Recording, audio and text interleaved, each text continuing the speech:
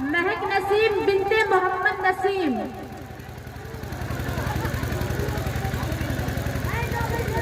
السلام علیکم ورحمۃ اللہ وبرکاتہ. نحمده ونصلي على رسوله الكريم اما بعد.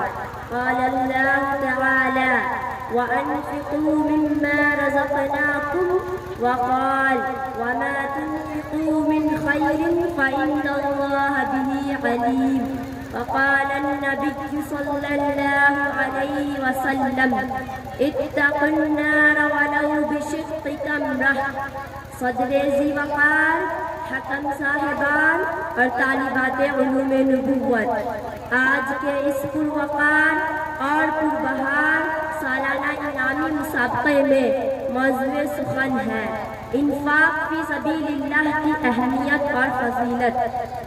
حضرات سامعین و سامعات، جب ہم دنیا پر ایک طائرانہ نظر ڈالتے ہیں اور انسانوں کے مختلف طبقات کا سرسری جائزہ لیتے ہیں اور ان کے طرز رہائش اور طرز معیشت اور طرز زندگی کا مشاہدہ کرتے ہیں تو ہمیں ان کے درمیان ایک عظیم فرق اور بڑا تفاوت نظر آتا ہے.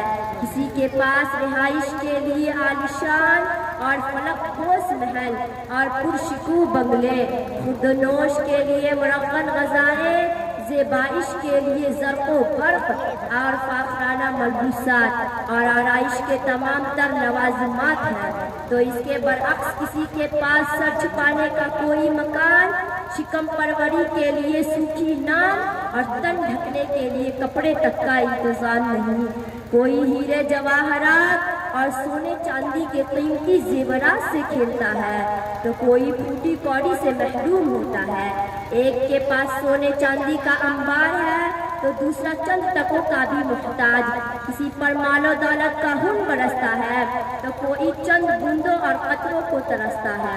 الغرض عظیم تفاوت اور نمایاں فرق دیکھ کر انسانی عقل دنگ رہ جاتی ہے اور خود حضرت انسان عجیب انتشار اور کشمکش کا شکار ہو جاتا ہے. لیکن اس ناہمواری پر اس کو ناگواری کیوں، جبکہ اس میں اللہ کی حکمت بالغہ کا دخل اور اس کی مرضی کا اثر ہے. اگر یہ تفاوت نہ ہوتا تو دنیا کا نظام چلنا مشکل ہو جاتا، ساری ترقیاں رک جاتی، تمام کام کاج ٹھپ پڑ جاتے اور نظام زندگی مفلوج اور نظام کائنات معطل ہو جاتا. میرے عزیز بھائیوں اور بہنوں، دنیا اور طبقات انسانی کی اس ناہمواری اور تفاوت کے ازالے کے لیے اللہ تعالیٰ نے اپنے پیغمبروں کے ذریعے ایسی ہدایات بھیجی کہ اگر ان پر عمل کیا جائے تو اس تفاوت کے مضر اثرات سماج پر ظاہر نہ ہو اور کوئی فرد پریشانی اور مصیبت و احتیاج میں مبتلا نہ ہو.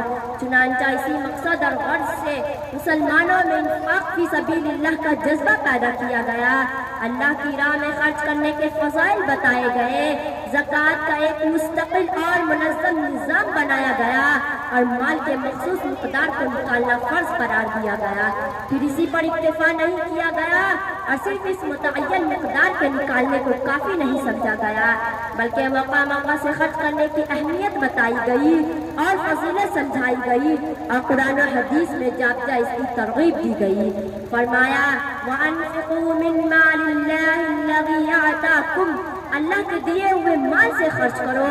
کہیں فرمایا انفقوا مما رزقناکم، جو روزی ہم نے تم کو دی ہے اس میں سے خرچ کرو.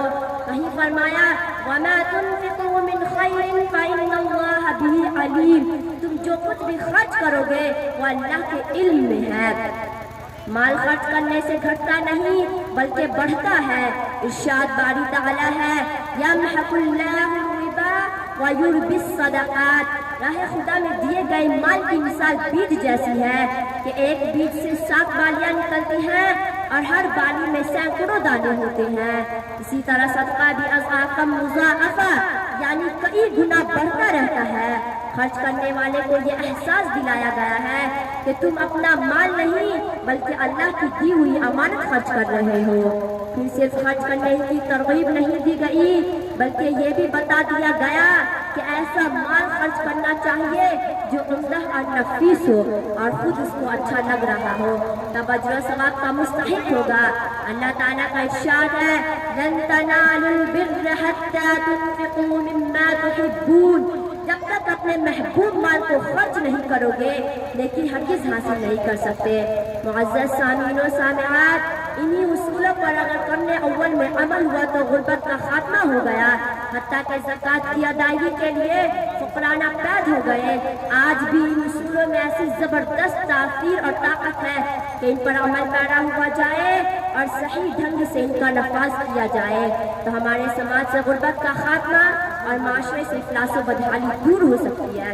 کاش ادھر ادھر بھٹکنے والوں اور مختلف بلاغوں کا چکر لگانے والوں کی سمجھ میں یہ حقیقت آ جائے اور وہ فرمان نبوی انفقوا ولو بشق تمرہ کے مطابق ایک حبہ اور ایک پائی ہی رائے خدا میں مسکینوں، یتیموں، بیواؤں اور لاچاروں مجبور انسانوں پر خرچ کر کے جنت میں داخلہ کا انتظام اور جہنم سے گلو خلاصی کی فکر کر لے۔